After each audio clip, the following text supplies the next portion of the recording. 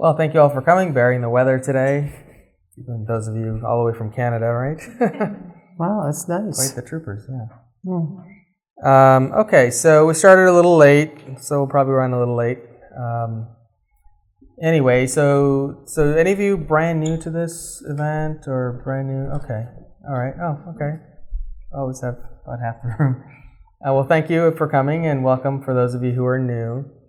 And so we'll go for about an hour, maybe an hour and 45 minutes, 2 hours. We may keep it a little short since we ran over on the first session. And about halfway through, we'll do what I call an energy transfer. So have you seen it on YouTube, or any of you totally unfamiliar at all? You don't even know why you're here. Okay, all right, good. All right, that's good.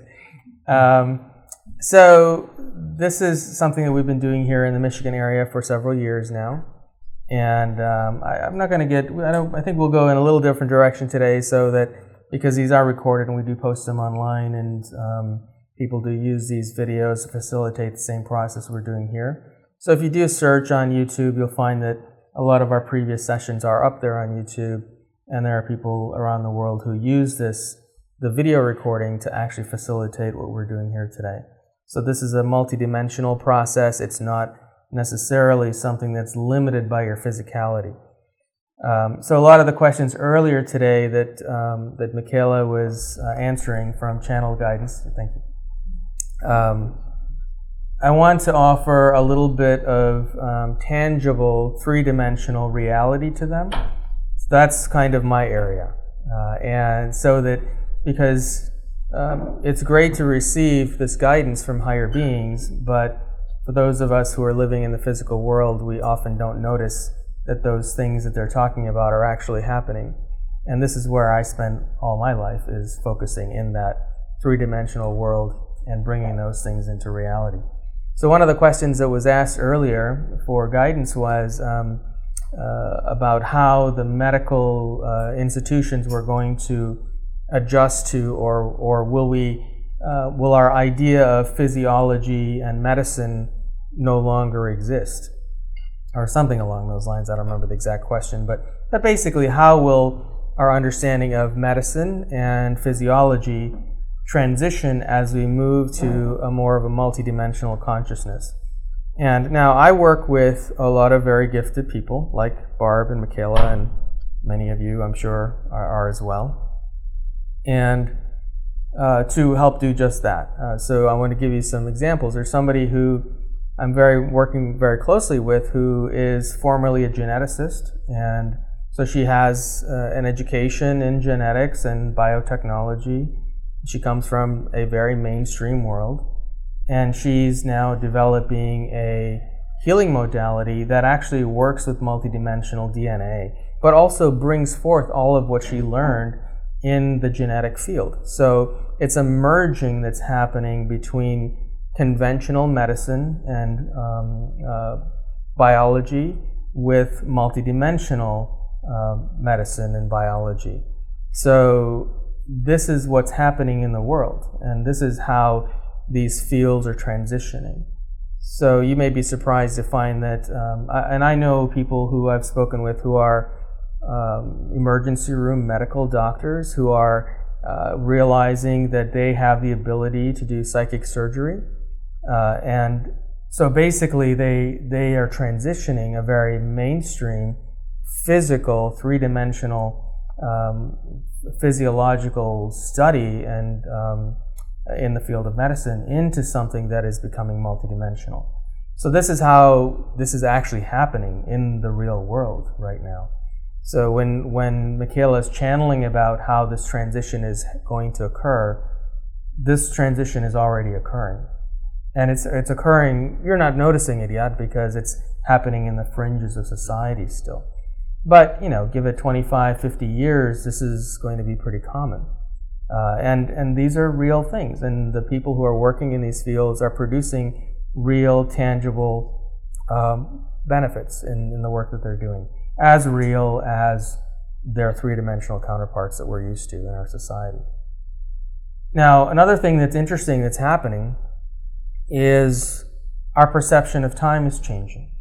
And some of you experience it as accelerating, but time is a construct of this three-dimensional reality, and it's necessary because we chose a physical type of incarnation and into a physical three-dimensional reality.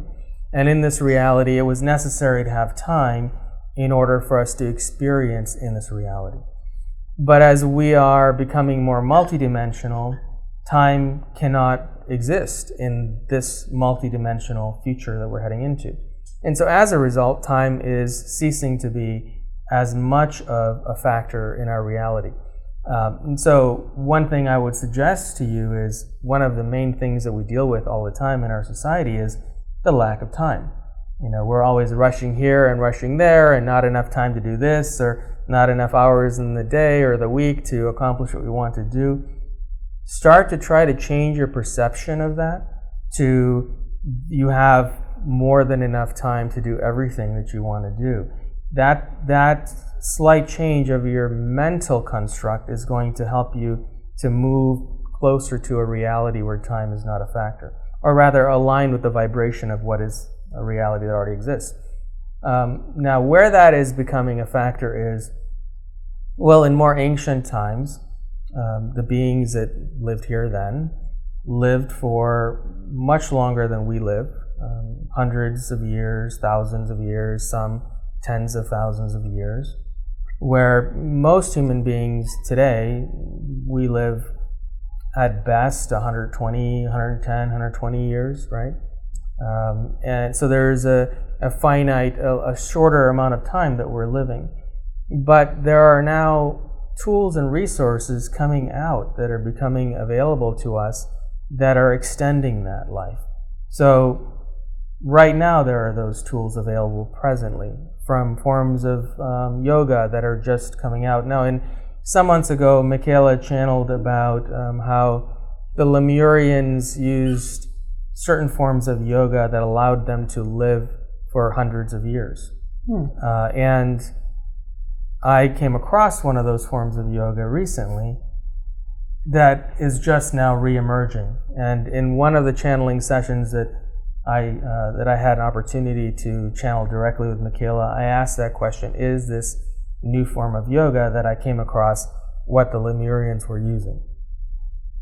And the Lemurians basically said, confirmed that this is the early stage of these old teachings coming forward again. So these things are coming into our current reality because time is not as much of a factor in our reality.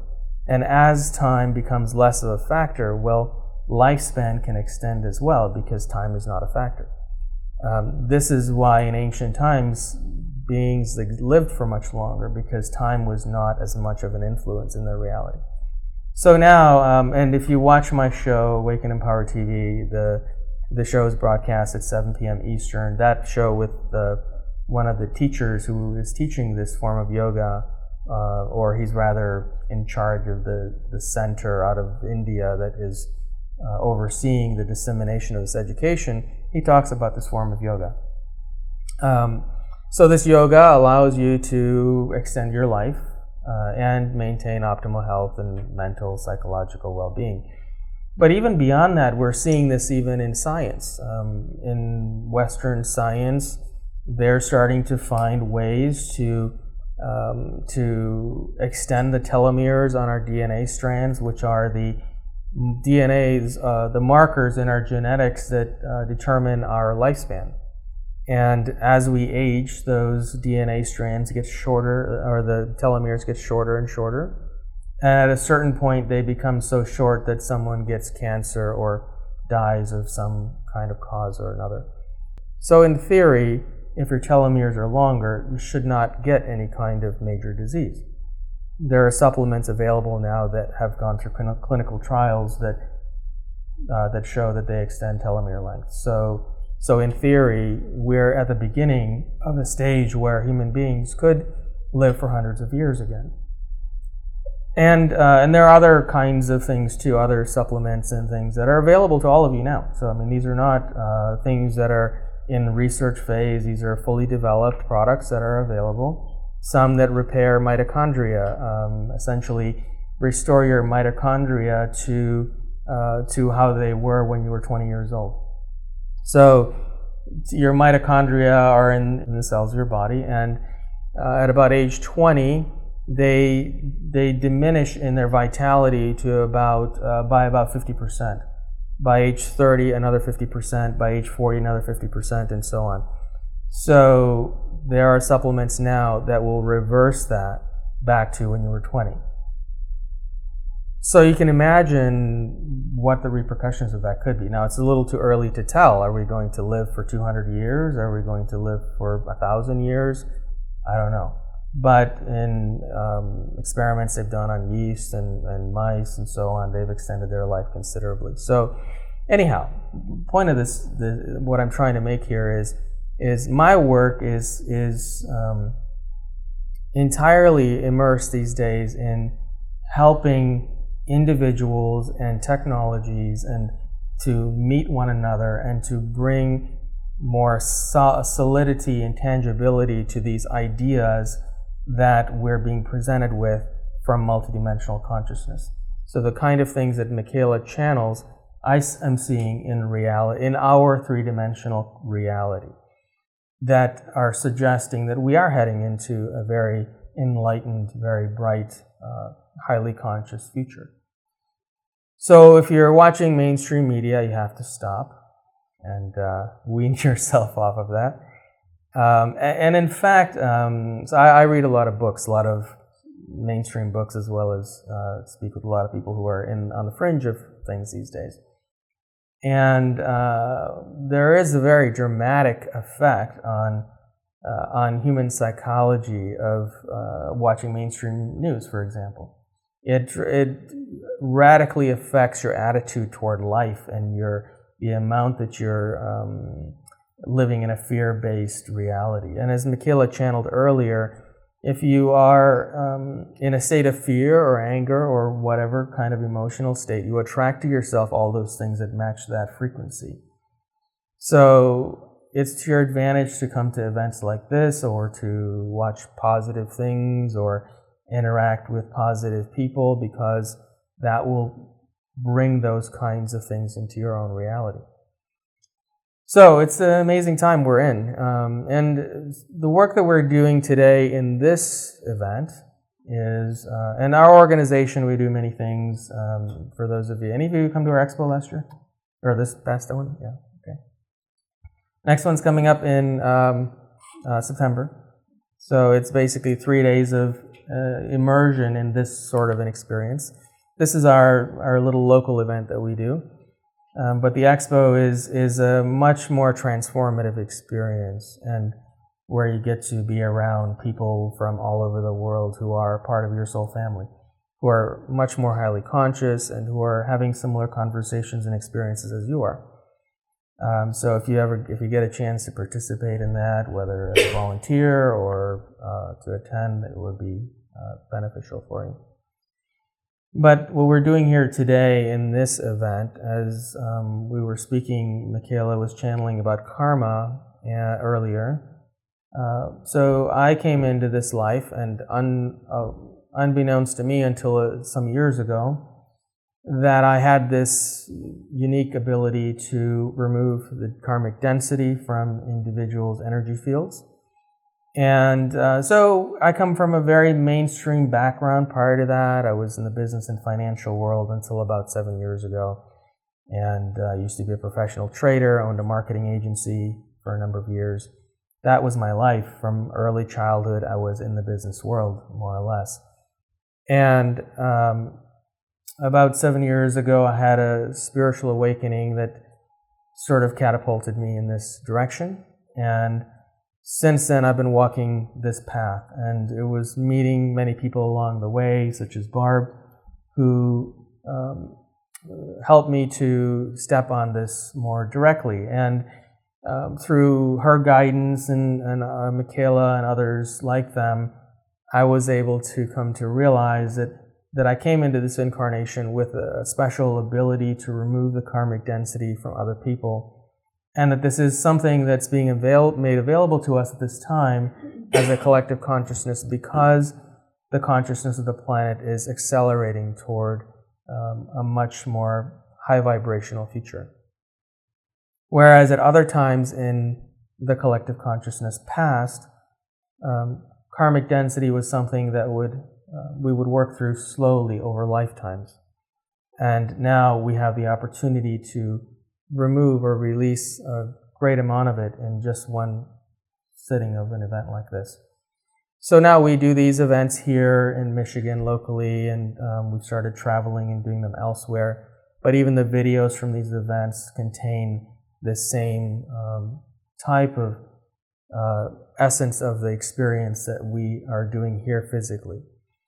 So at any given time, people around the world are watching these videos and using them and experiencing significant awakenings and removal of karmic density as well.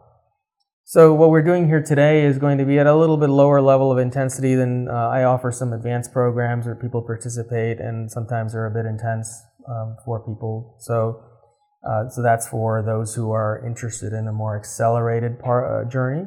But what we're doing here today, which is also captured in video, just so we don't have meltdowns from people all over the world, we keep it at a little bit more manageable level. We have done, and over the years, I've done a handful of one-on-one sessions, and sometimes it's a little bit much for people who are not prepared for that kind of an experience. But if that speaks to you, then you can certainly sign up for one of the advanced programs and do that. But otherwise, participate in these as often as possible in person. We don't charge for these events. We do collect donations, which Michaela will pass around the basket in a little while, just to pay for the venue, and we also have a lot of other programs in the organization, all of which are financed through donations and our own resources. So if you can't afford to donate, don't worry about it. But if you can, then you can put something in the basket for us.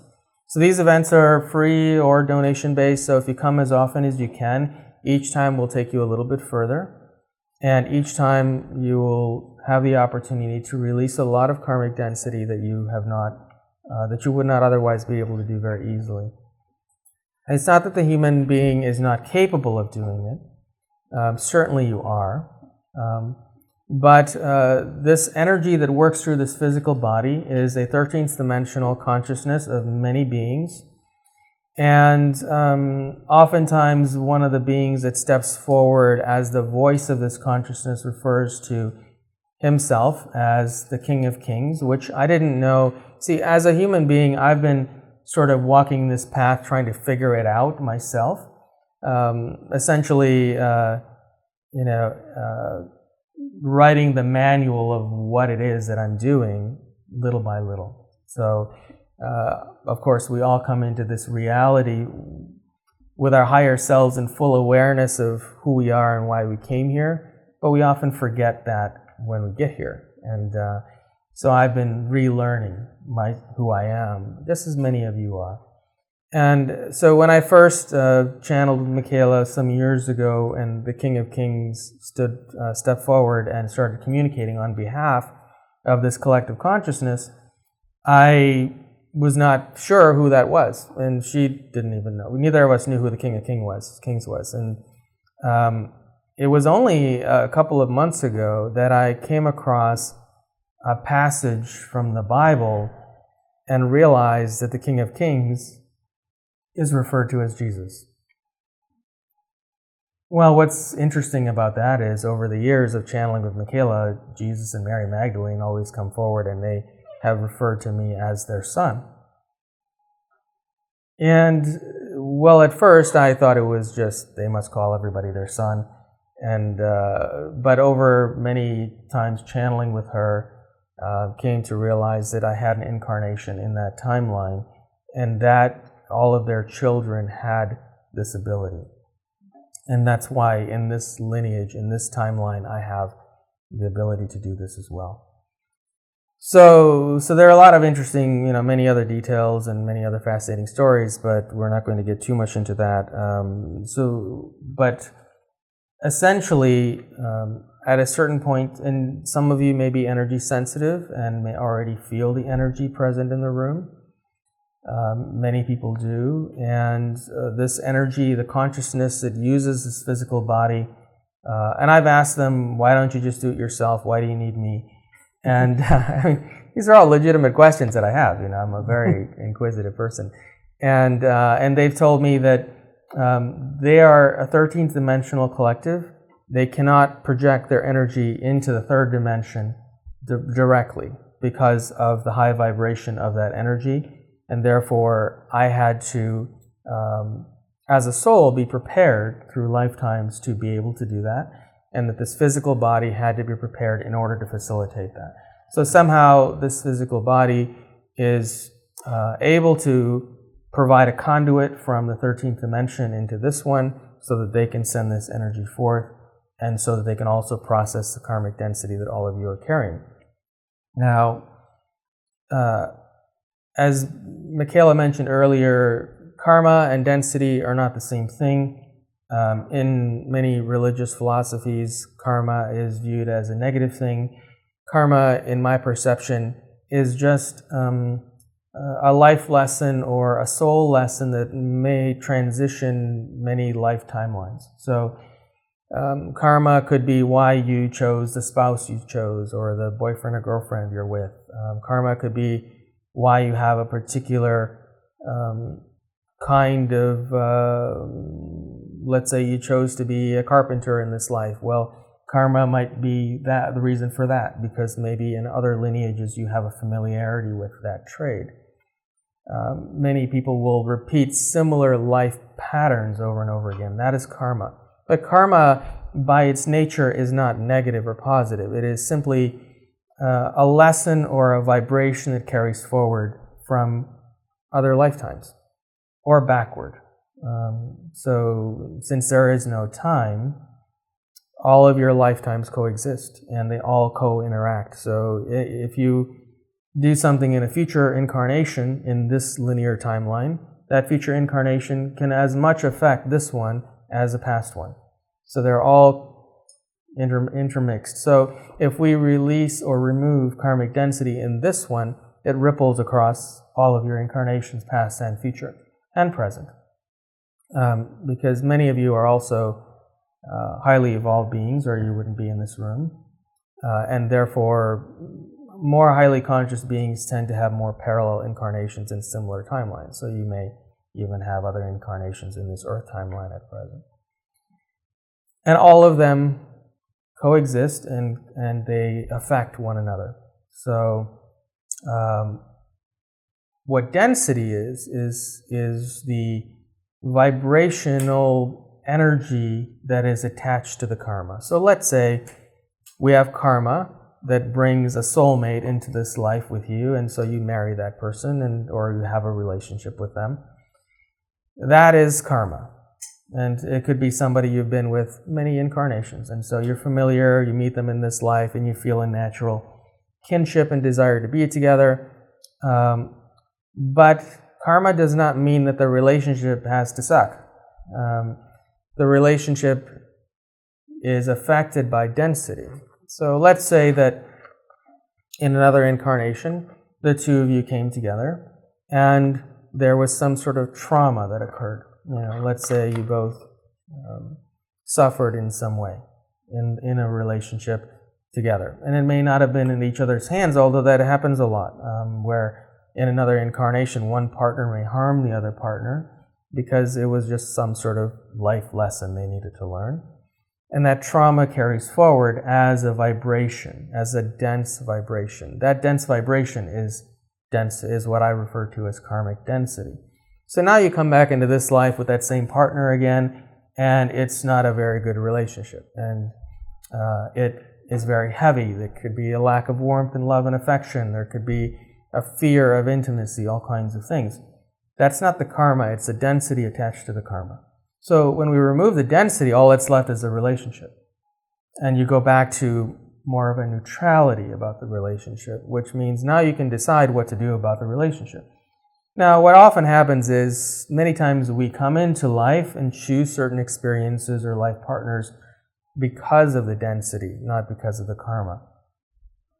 So before we proceed further, I should tell you my disclaimer, which is when we remove the density, it will also oftentimes remove your excuse for being in situations you're in.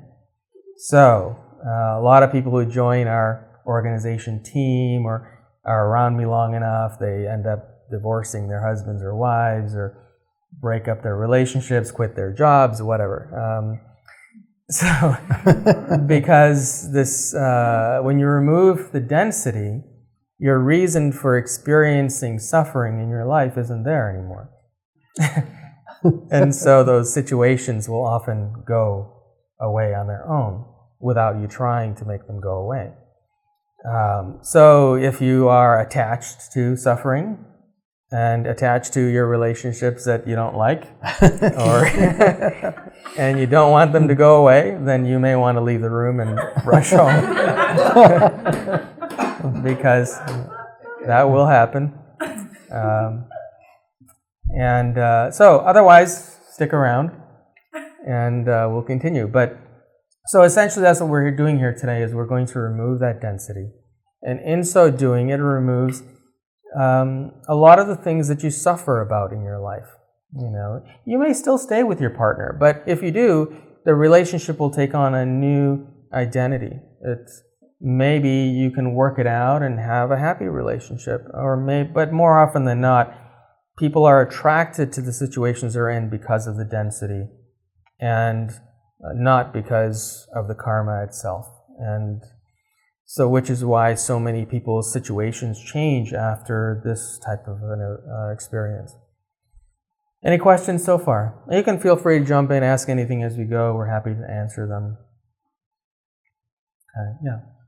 I've heard in some related videos, maybe, that has spoken about density and numbers, like third and fourth density and dimensions as well. And I've found that to be a little confusing. Yeah. I didn't hear you actually apply a number to density. And how does that come together? Well, that's not what I'm referring to here. But there are connections. So, yes, the dimensions, well, that's a long answer, but we've actually channeled some great content about dimensions and density directly from higher consciousness, and they probably said it more eloquently than I will right now.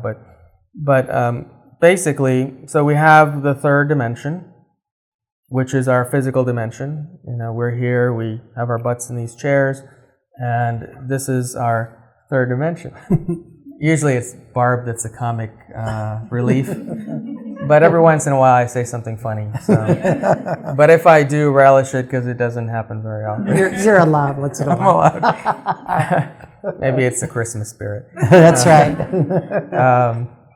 Anyhow, so there are multiple dimensions of experience, and we are, in many circles, you'll hear we're in the third dimension moving into the fourth. Some will say we're in the fourth dimension moving into the fifth. Yeah, that's all kind of true. I mean, we're sort of in this in-between dimension right now, which is, we're still experiencing time and third dimension, the physicality of the third dimension. And yet there are people out there doing things like psychic surgery, and we have nutritional supplements that are extending lifespan. So those are not really third dimensional things. So we're starting to move into a higher dimension that's a fourth dimensional plane of reality. And so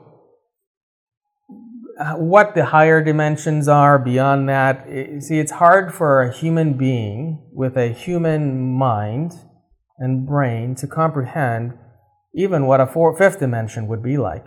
But what I can tell you is, fifth dimension, there is no time.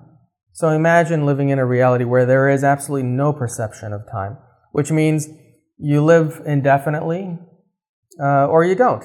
You choose, you know. So as the dimensions progress, the human evolution increases, and Third dimension is the only dimension where we really have to deal with time, although a little bit in the fourth dimension. Density has more to do with the heaviness of energy. Okay, so when I'm referring to density, picture it as, okay, so let's say right now you're physically in a third dimension, moving to a fourth dimension.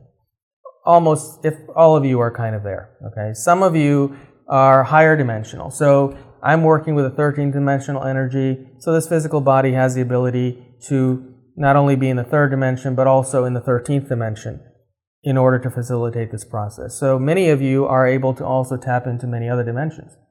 Your DNA, which is in science has been a physical thing, okay? But DNA, as we're understanding now, is a multidimensional thing.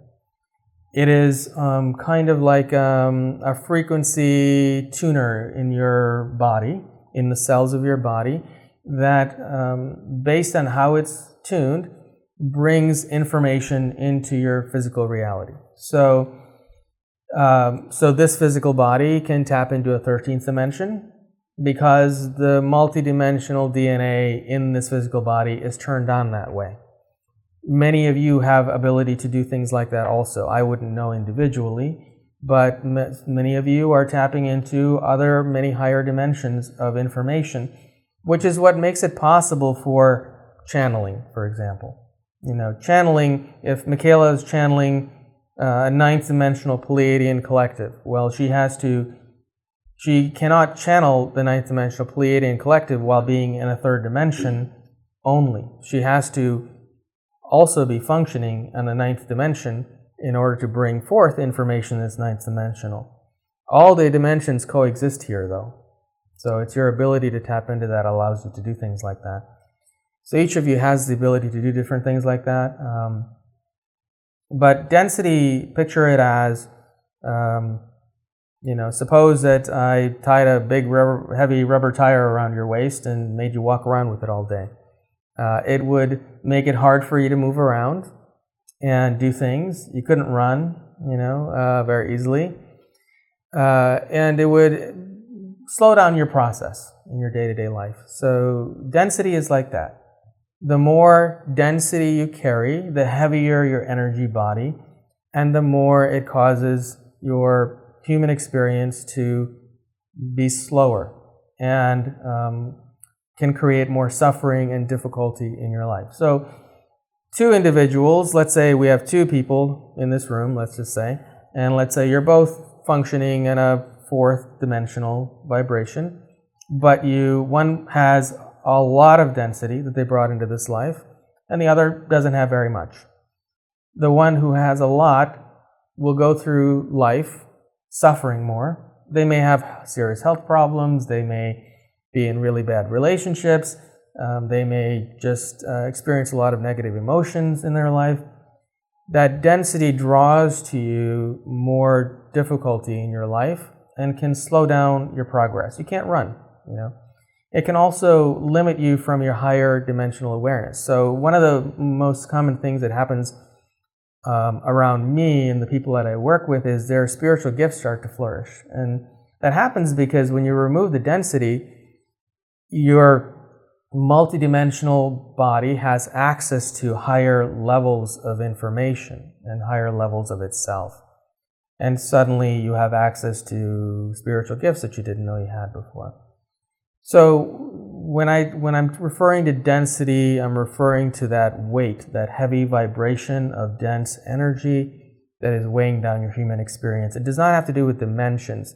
You could still be in the third dimension, fourth dimension, whatever dimension, and still have density. Although you're not going to really have much density in the fifth dimension. I mean, there's not going to be density in the fifth dimension. In the fourth dimension, a little, but that's why we're here right now, right? We're moving to a fourth dimension. And that's why someone like me with this ability is here in order to help in that transition to the fourth dimension by helping to alleviate the density that is preventing us from moving to that point. Yes? I'll just add something to this question because I know what you're talking about. A lot of channels refer to like the fifth density, the sixth density versus the fifth dimension, the sixth dimension. And they refer to it really differently, and I don't follow a lot of that, but my perception of that is it's a different way of looking at it. So like dimension, if you talk about a dimensional reality, that's the amount of information you have access to, versus like a density, that's how physical or material. So, like a fifth density would be a certain amount of physical material. So it would go up as determining the physical material would go down the higher the density goes up. The way that's the way I would perceive that some of the channels talk about that. I see. I think that's what you're getting at, right? Yeah, thank you. Yeah. Thank you. Just to see what it's just a different. I think it's just a different way of categorizing the. You can either look at dimensions as access to information or densities as how physical the energy is. Yeah. Yeah, that's what she said. Why didn't you jump in sooner? Yeah, no, that's a very thorough way of putting that. So one of the things so when you leave here today, you're not going to be carrying as much density. So in reference to what Michaela just said, that means you're not as weighed down by physicality, right? So which allows you to have access to your higher parts of yourself. It also alleviates a lot of suffering and the ties in your life that are keeping you bound to your limitations. In the Bible, it's referred to as sin. In some ancient teachings, it's referred to as karma. I refer to it as karmic density, just simply to be clear that there's a distinction in my perception between karma and density. So when we relieve that, it may be something from a past life trauma. It may be something that you created in this life from watching too much TV news, or thinking negatively too much, or being in environments that are very dense and you pick up that density into your energy field. It could be any number of those things. It could be a lot of times poor diet and lifestyle choices can create density in the energy body. So eating a lot of genetically engineered foods or things of that nature can add to the density. So those things can all be alleviated by going through this process. And so we remove a substantial amount of that density each time you're here. Certainly not all of it for all of you, because not all of you would be able to handle the repercussions of removing all of that density. And you need a tiny bit anyway just to be here in this physical dimension. But we do remove a lot of it. And then the result is you'll experience a lot more joy in your life, a lot more things will just flow more smoothly in your life. And some people have had dramatic health benefits and things like that. I'm not here for that purpose, but it can often happen when you make that much of a dramatic change in one's energy field. And as Barb is here to help with the process because she can see energy fields, and so since the very first event I've done, she's been sort of my eyes and ears and guide to this process. So, what does everybody's energy field look like today? Well, the new people are, more low, and there's an awful lot of pink in the room today. So that's pink is a feeling of love. So you've got a lot of love in the room, and we have lavender, we have yellows, we have greens, which are all three of them are more in the healing fields. But there's a little bit of blue in, so there's a little bit of skepticism in there too. So that's good. Which I love. Too. I love blues. He's got a blue overcast on him, and so it takes a little bit to convince him. He put me through the ringer in order to prove that I knew what I was talking about. That's another story. Which is why, sorry. Oh, go ahead. But once he believed, I proved to him, he's at like 110%. Well, that's what blues are. Once you can convince them, they are just on board and they just charge through, and so that's what he does. So. And I've always seen auras my whole life. I didn't know it was an aura. I always just called it glowing, and I figured everybody saw it. So why would you talk about it? Like a light switch, turn it on, light comes on, turn it off, goes off. Would you talk about that? No. So why would I talk about glowing to people? But I did realize at my job, when one of my coworkers died, I went and looked at him and I thought, oh, he's not glowing. So I went and hunted him down and found out he went in the bathroom and died. So I thought, oh, if you're not glowing, you're going to die. So and every time I got an airplane, darn right I looked at the pilot and co-pilot, because if they weren't glowing, I wasn't getting on that plane. So how have auras from, you've been seeing auras since you were a child, so how has it changed? Have people's energy fields changed over the decades? Well, you know what? I've noticed that it depends on the environment. Now, I worked at the post office, and that's a pretty negative place to work at, because management likes to pit people against each other so that they get off scot-free and everyone's mad at each other.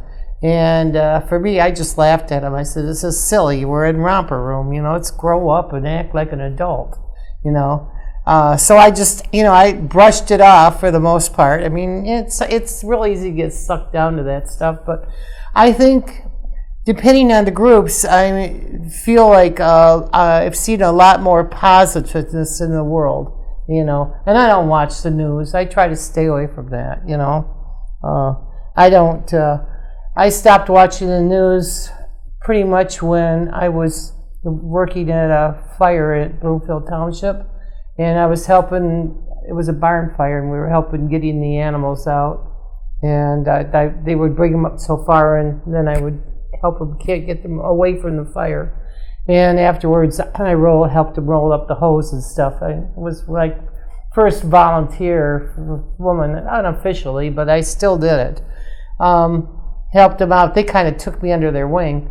But when I read the article the next day, I'm going, what? I was here, and what they wrote and what I experienced were two different things. So I thought, all the news is to build things up for sensationalism, to get people stirred up. So I didn't believe it anymore. But that was a long time ago. That was back in the 60s. And I stopped listening to the news. So. But you describe auras a lot of times as so there's certain colors. For example, yellows you say are the youngest. Yeah, yellow's the youngest, the oldest of the aura color. I'm a yellow. You're a yellow with a blue overlay. Blue is the ones that you have to prove to it. Greens are more into like the doctors or nurses or are wanting to work with people in some form of healing manners. They could be social workers. They could work with children. Lavenders have more of a variety. They tend to be a little on the naive side, but once they know that they have that issue, that when I tell them that, then they kind of look at things a little bit different and make sure that people aren't trying to pull the wool over their eyes. But they're also very sensitive, but they're more versatile. They could go in more fields than they could go in.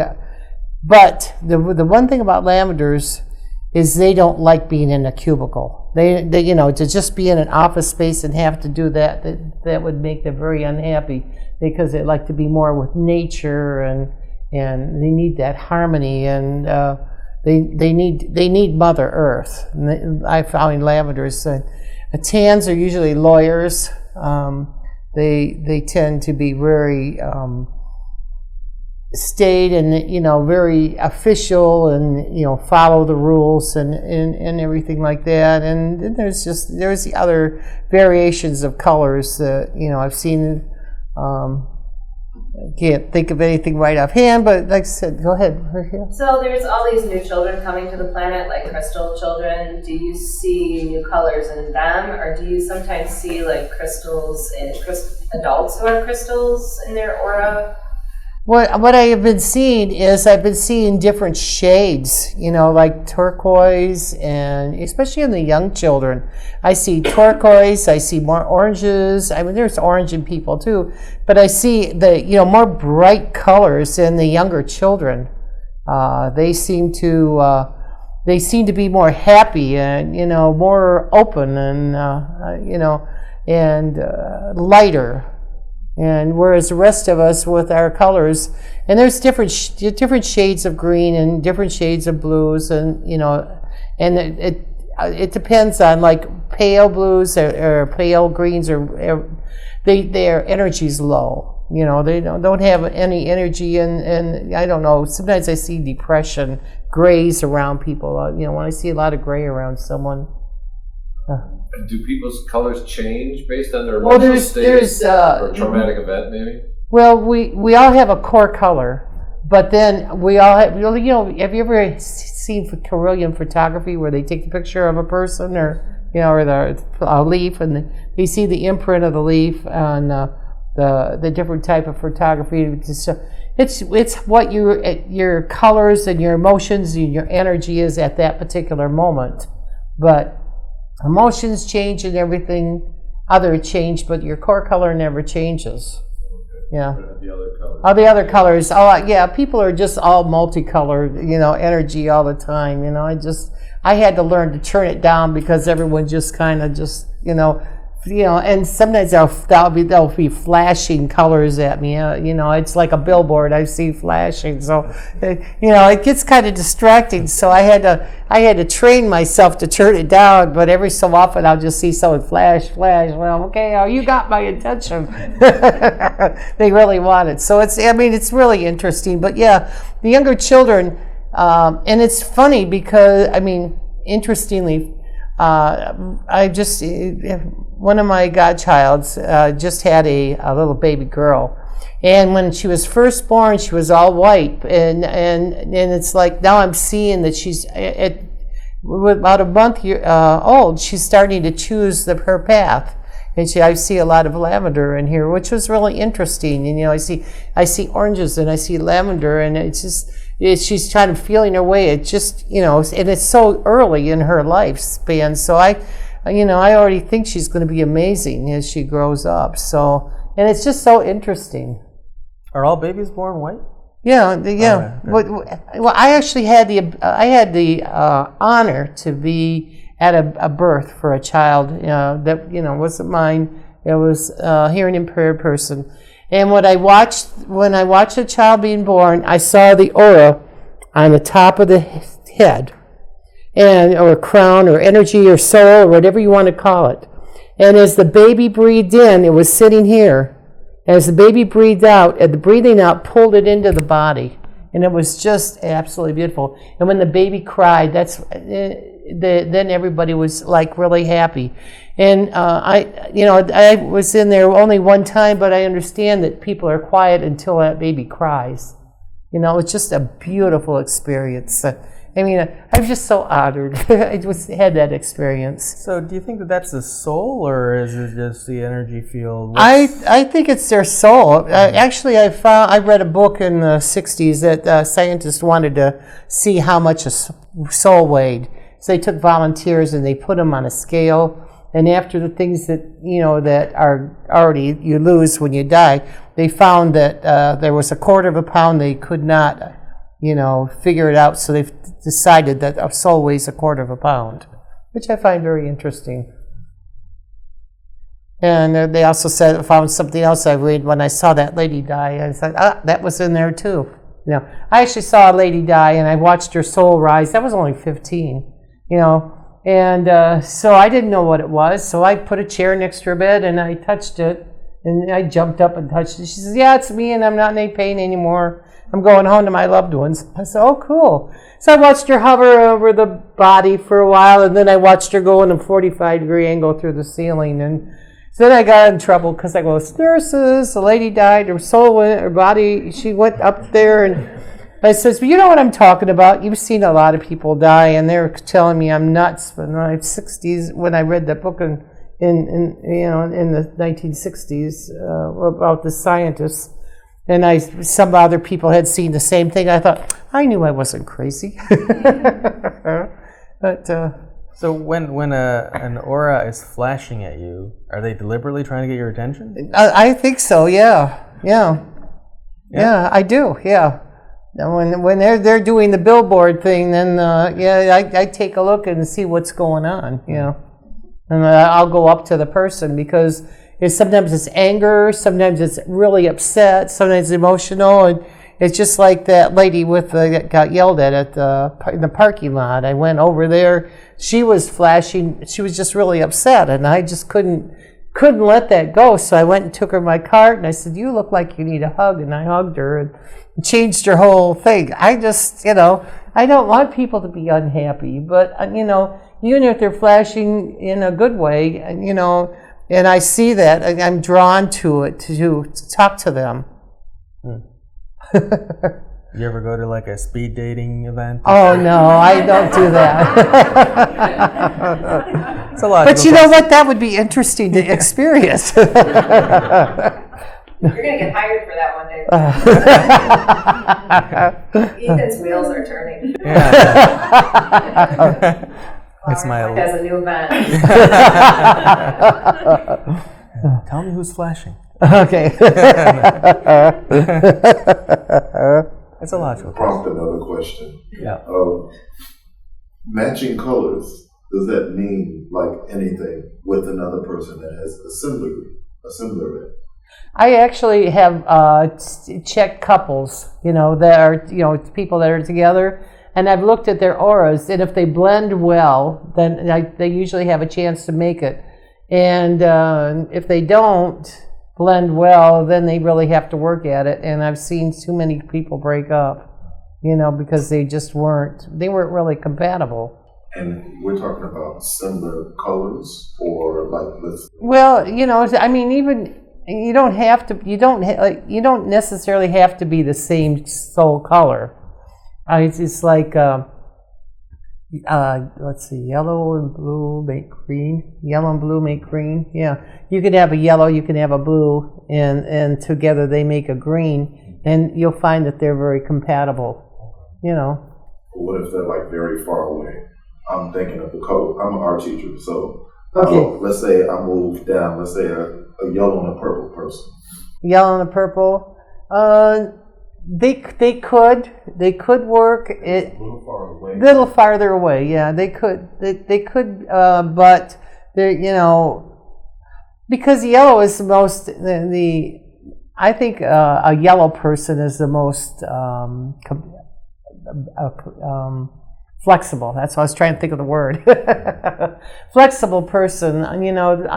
I don't think I could get along with pretty much everybody except for the snobs, and there's nobody can get along with them because they've chose that incarnation to be with. But so yellows pretty much can get along with everyone, but not every other color can get along with everyone. It's. I mean, maybe there will be somebody that I can't get along with. I don't know. Well, actually, there is one. My ex-husband is a purple, matter of fact, and we did not get along.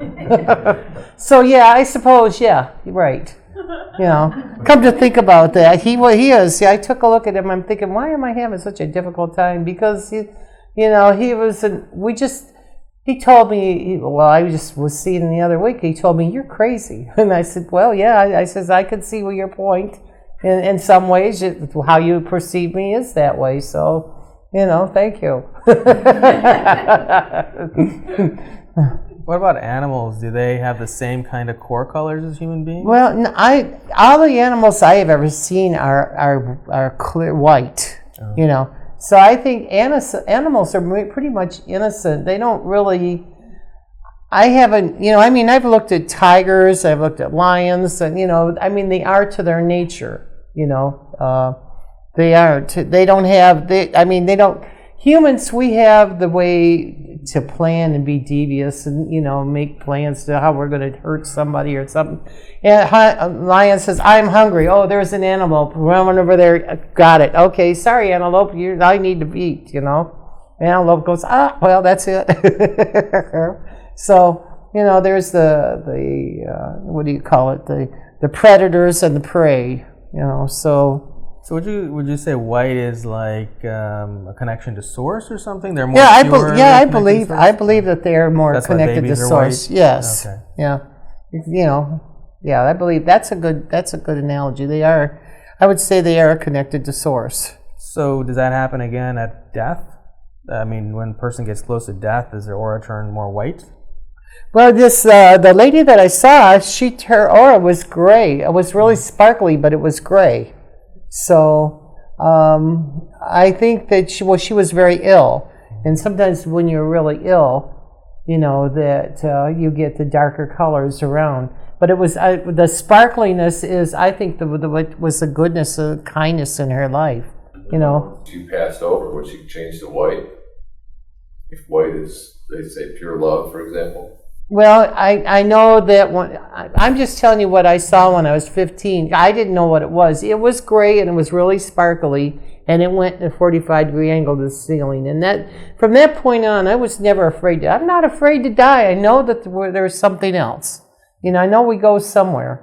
And I've shared that story with a lot of people that, you know, were afraid, or they were going, you know, they were getting close to death, or they had a loved one that was going to die, that I felt it was really important. This is not the end. You know, death is not the end. We go somewhere else. And actually, I had another channel tell me, I had a friend that passed away, and this woman is famous. She's been on television now. She was on Touched by an Angel.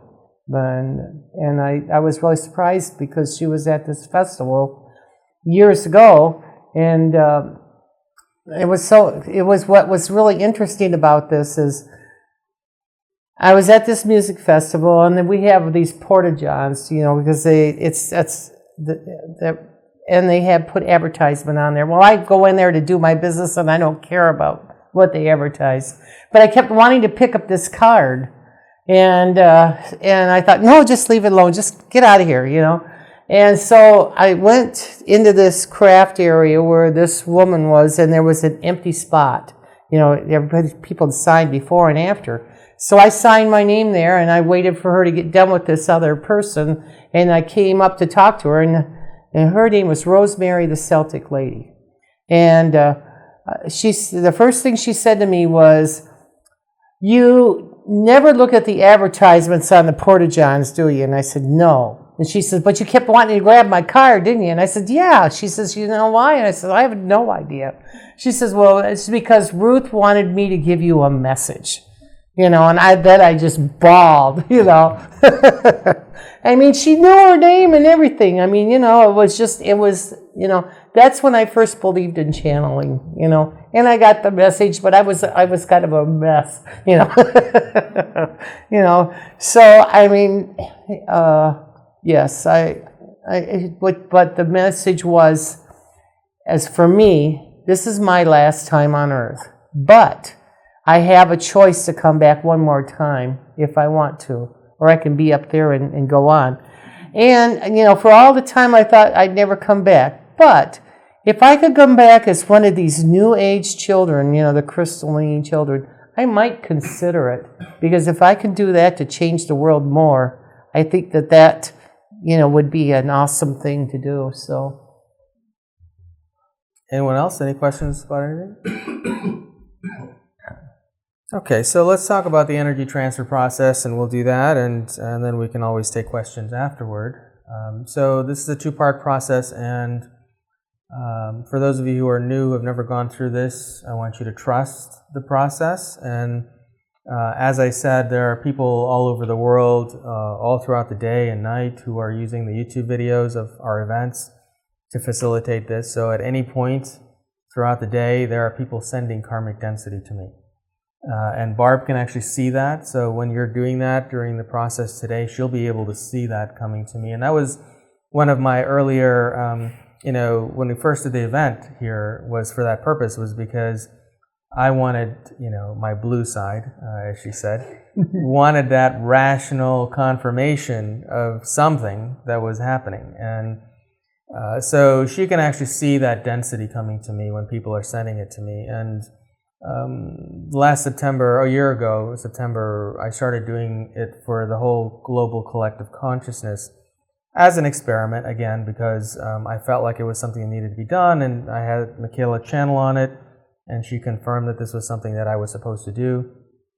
So we did it, and Barb was there at the very first one with me, and she could actually see this huge amount of dark energy that was surrounding my energy field during this time. So it did. So you don't have to worry that whatever you're sending me here today is going to have any adverse effect on me. We've been doing this for many years and in many kinds of situations. So what's important to understand is you won't be carrying it home with you. So you can release a lot of that, and it's an opportunity for you to go forward into your life lighter and open up some opportunities for you to live a more fulfilled, vibrant life.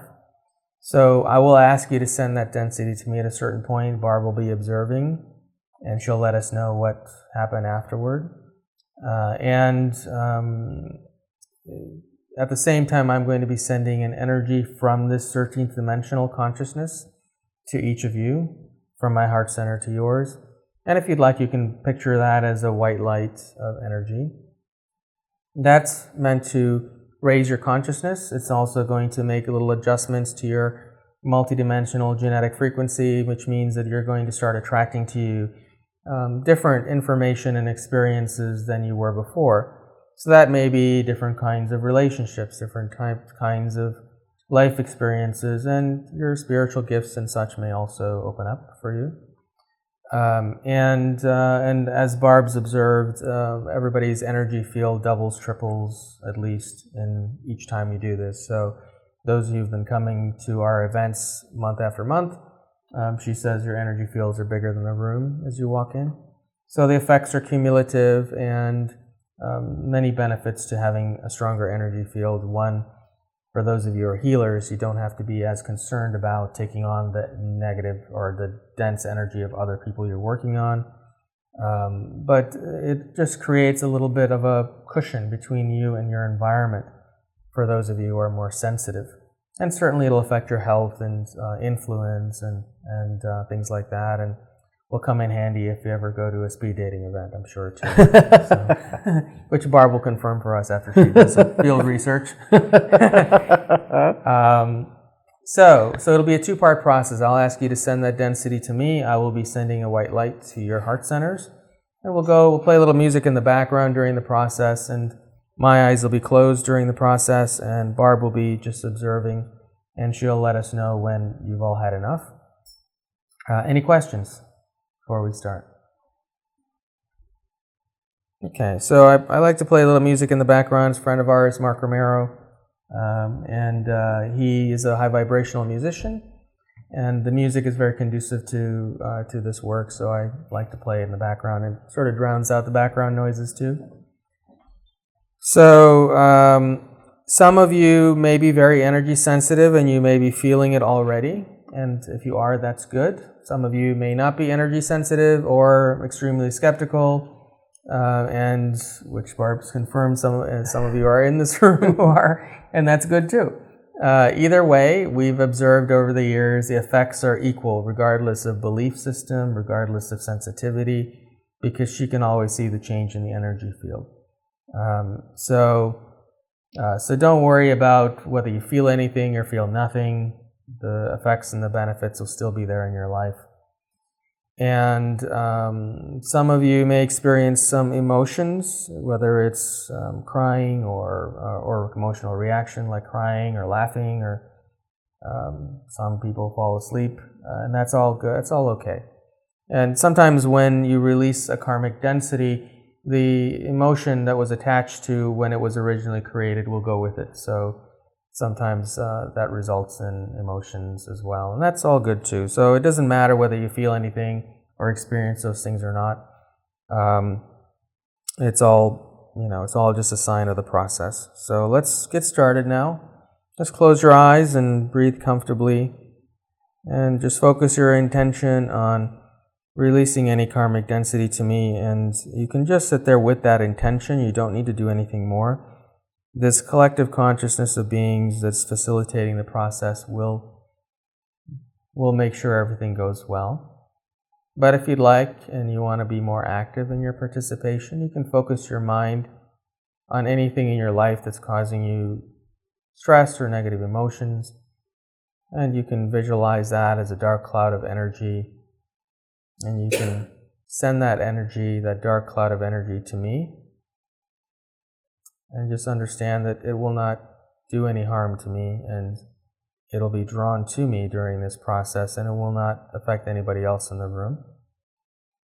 And while you're doing that, I'll be sending a white light to your heart center to raise your consciousness and your vibration and your energy field. So I'm going to be silent now and play a little music in the background until we're done. And when we're done, we'll ask you to open your eyes.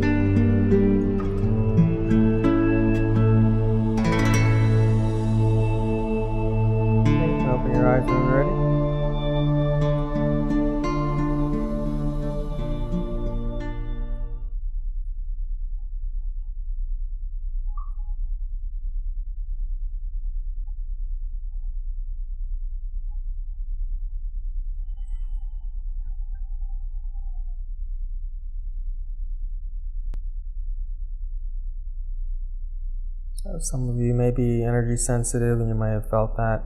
Most important thing is just to look at how your life changes over the next several days and weeks. And you may find that you're able to be in environments that were otherwise stressful that are much easier for you now. Those are just signs of a raise in consciousness. So, raise in consciousness will make available a lot of things that you didn't have in your former life prior to today. So a lot of people, when they first come to an energy transfer, you can look back on this time as a pivotal turning point. The more often you come, the better it is for you. So come back as often as you can. And you can always use the YouTube videos as supplement in between if you'd like. Unless you're ready for something a little bit more accelerated, and you can certainly join one of the more advanced programs. And you'll find a lot of the people comment on the YouTube videos that they're very effective, just like you experienced here today. Anyone have any questions or anything they want to share? What does the room look like? I watched anger, and a lot of emotions came out to you today, and I was actually watching it, people just throwing it off the crown of their head. You know, I saw a lot of gray, a lot of red, a lot of, just muddy colors, just all coming, just swarming all, through, and then all of a sudden, every single person in this room had like green come over them, like everyone, which is a healing color. Every single person, all of a sudden I just saw them, everyone enveloped with green. I've never really seen that particular one before, but it was so nice. I love that I'm able to see that. Anyone else want to share anything or questions?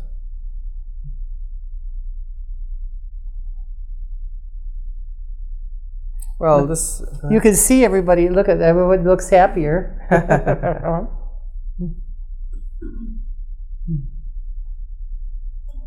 You always see things in the room, so I thought.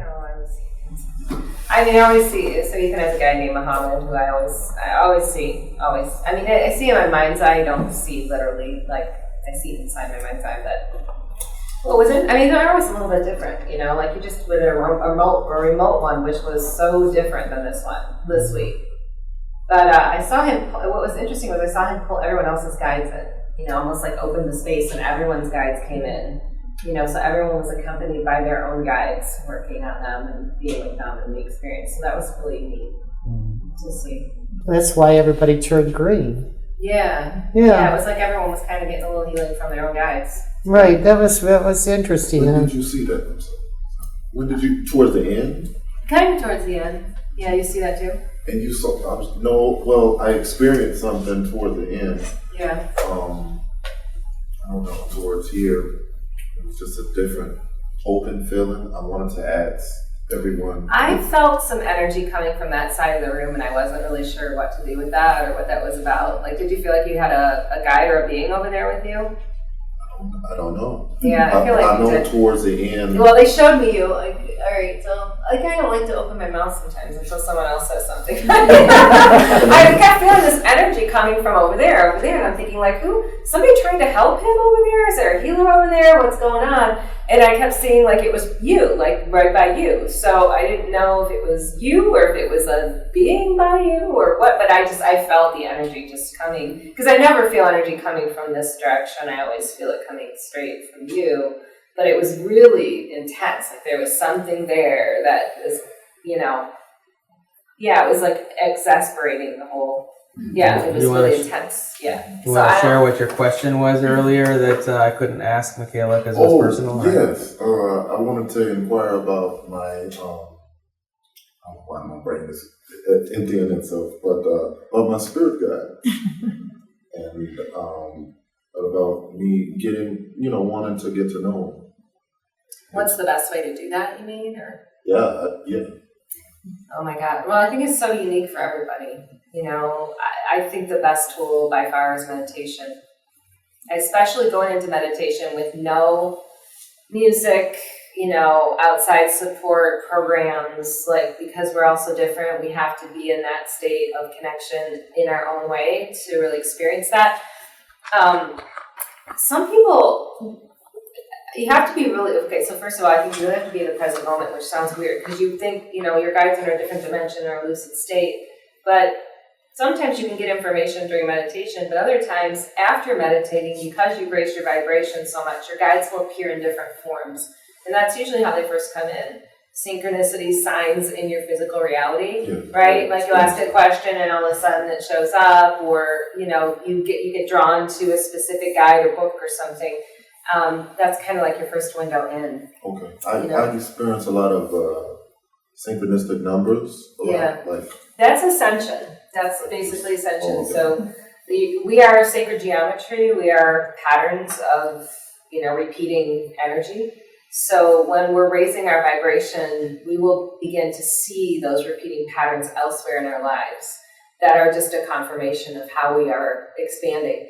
And what the way the guides that I work with always put it is it's not so much about what the numbers mean as it is what you're thinking in the moment that you see the numbers. Because it's usually a confirmation of something that's really positive, or your guides are trying to get your attention to say that's a negative pattern you're running that you need to change. So that's, I mean, you can consider that communication from your guides. It's you're matching a vibration where you're seeing a pattern. I've also, when I was, investigating the past couple of years, feathers a lot. Yeah, total sign, yeah. Cats. Oh, okay. Cats. Yeah, I'll have to look that one up. When I first started channeling, I used to get feathers constant in crazy places all over the place. Mm-hmm. I would just run into them in the snow or, in my room. It was just bizarre. But that's a concrete sign. Yeah. Well, what I was trying to get at was, your question was, how do I get to know my guides? And it sounds like they got to know you, right?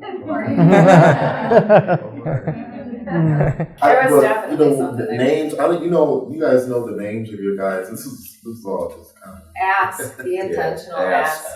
I don't know the name of my guides, nor do I want to know. It doesn't matter. It really doesn't matter. I just know that.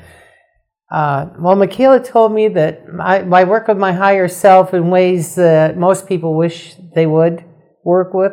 And my higher self pulls everything out of the universe, and I know every so often I'll say something, where did that come from? But she told me that that's what it is. Now, it doesn't matter to me. All that matters is that, I know that, right, there's a connection. And I have experienced that where it's like, okay, I'm gonna look for that, and then they just keep coming. So yes. The thing is, human beings, we want to name things, and so most of the guides, they don't really go by names themselves.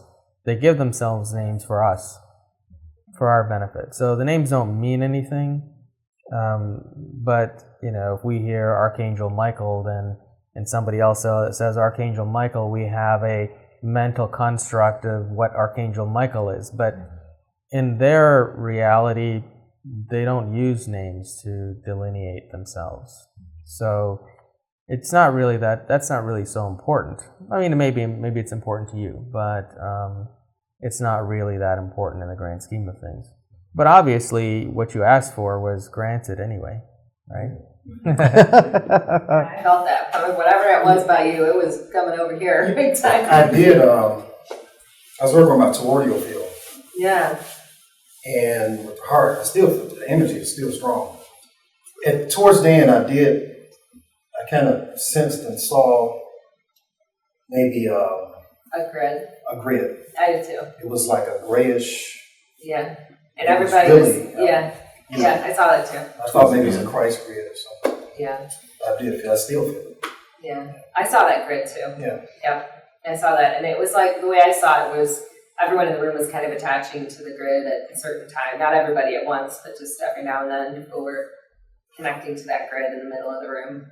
Kind of had this multi-dimensional color out over the top of it. I saw, not necessarily the grid, but yeah, I saw that too. Yeah. Yeah, I guess I should speak up more about what I say. I wait to see what other people say. Well, that's why everybody turned green, because we're all attached to that grid.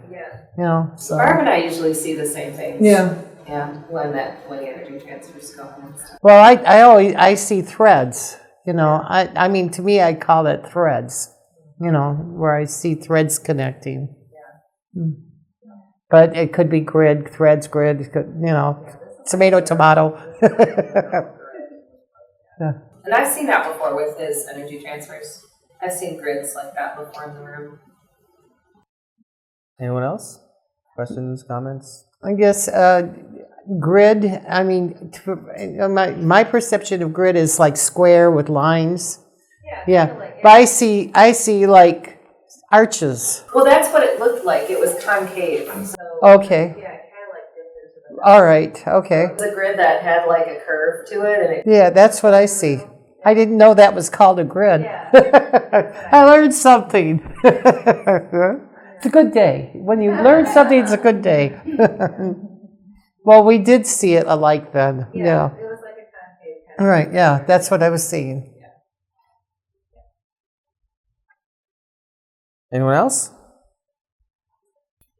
This one was a little different for me because I never feel anything physically, and I felt on my right side there was something going on over here. So, and it was interesting because I could feel pain, but I could feel it moving, and it didn't feel like mine because I don't normally feel that. So that was really interesting. That's all. That was just different.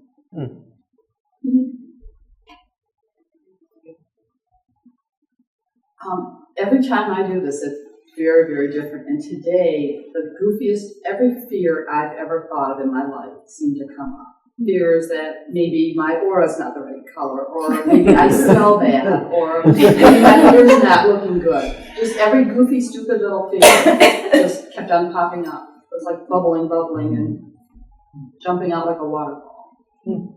A backwards waterfall with a fountain. Yeah. See, so you got rid of it, right? Yeah.